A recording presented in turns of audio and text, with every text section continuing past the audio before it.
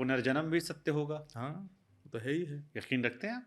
बिल्कुल होता है, क्यों नहीं होता है। एक हमारे परिवार में ही हमारी एक बहन ऐसी हैं जिनको जन्म के बाद अपने पूर्व पति का नाम भी याद था, और वो बताती थी कि मुझे गोली मार के मुझे मारा गया और मेरा वहाँ परिवार है, वहाँ ढूंढो। ऐसा बाल अवस्था में जब बच्चे खिलौने से खेलते हैं तब वो ये सब बताते, फिर बाद में विस्मृति हो गई।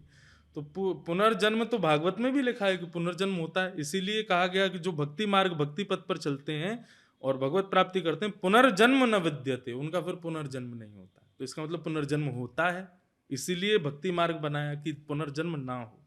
नहीं, लेकिन जब हम लोग छोटे थे तब हम लोग बड़ी कहानी सुनते थे ऐसी कि फलाना व्यक्ति मर गया, उसको ले गए शमशान घाट तक या कहीं पर ले गए और वहां जीवित हो गया, लौट आए हैरान हो गए। या जैसे पुनर्जन्म वाली कहानी कि उस गांव में एक चाची थी, वो बता रही थी पूरी कहानी, या आत्माओं को लेकर कि वहां पर एक आत्मा है।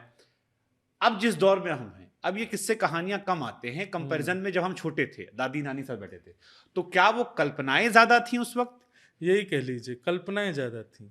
उस समय का विचार जो था ना, वो इन पर्सपेक्टिव पर ज्यादा रहता था। आजकल आदमी थोड़ा आधुनिक हो गया और बहुत अभी भूत प्रेत भी कम हो गए हैं, वही मुझे अब नहीं सुनाई पड़ता, वैसा डर नहीं लगता मुझे। हाँ, जितना बचपन में था कि पेशाब करने भी जाना हो बाथरूम तब तक आदमी लेके जाना पड़ता था। अब भूत प्रेत भी कम हो गए क्योंकि वे भी जानते हैं बहुत टेक्निकल हो गया है, अब कोई फायदा नहीं कुछ करने से। हाँ, नहीं तो बड़ी एक जगह मैंने कहीं कोई वो वीडियो कुछ ऐसी देखी थी, भूत पेड़ उस पर बैठा था पंखे पे, उसने पंखा ही ऑन कर दिया, लटक जाए इसी पे।